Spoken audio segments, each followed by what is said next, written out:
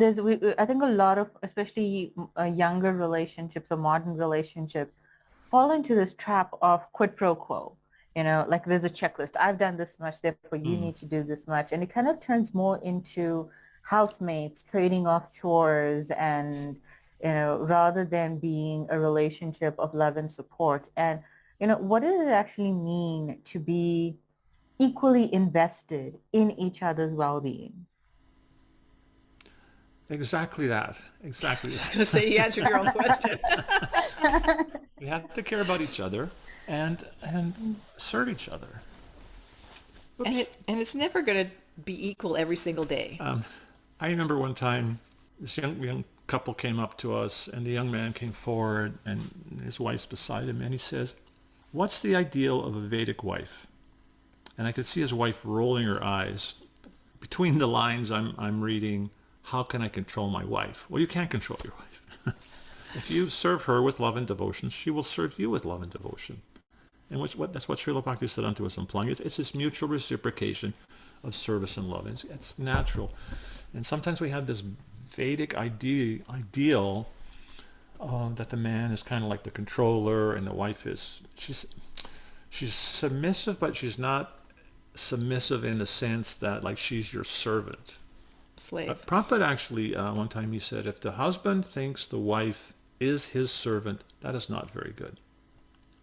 And then he said, if the wife does not serve the husband, that's not very good. Well, you could say, well, she's supposed to serve him. Prabhupada just said that. So what's going on there? And then Prabhupada, he concludes that by saying that how if the husband gives the wife all protection, if he makes her feel loved and valued, automatically she's going to want to serve him. So it's a bhakti relationship. It's a reciprocation of love and service. It's not that I have some Vedic edict. You have to cook samosas for me because I got this quote from the Bhagavatam pasted on my forehead that you're supposed to be submissive. That's not Vaishnava.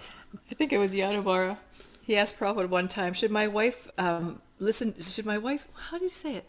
Should Should my my wife do wife whatever I say? do whatever I say? And Prabhupada says, you should be so arrogant. So we have these like misconceptions, this lazy idea that it's just still going to be automatic without any work.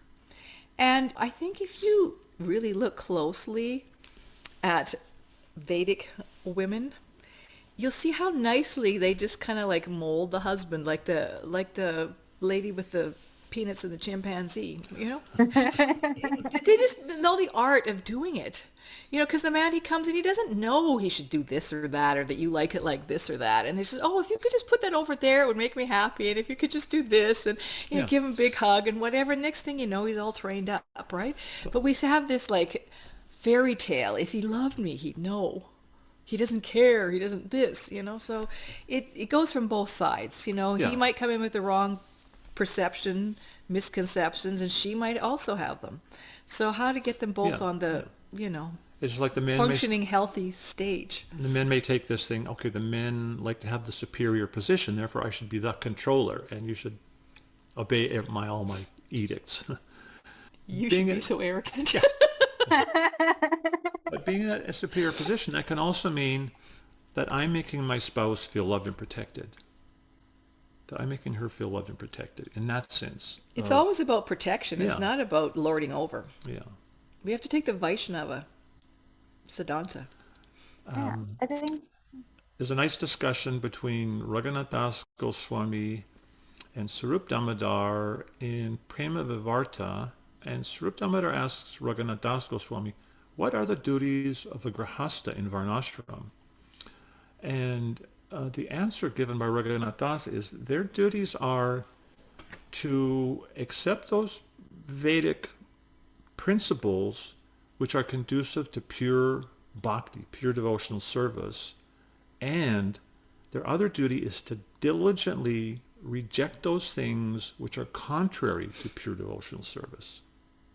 And he said, in that way one follows in the footsteps of the great acharyas.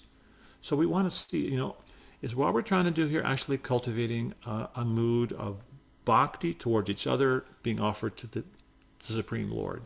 That's our goal. Not just to follow some edicts so I can control you, for my satisfaction, because again, as I said in the beginning, the knowledge is meant for the welfare of all, not just for me.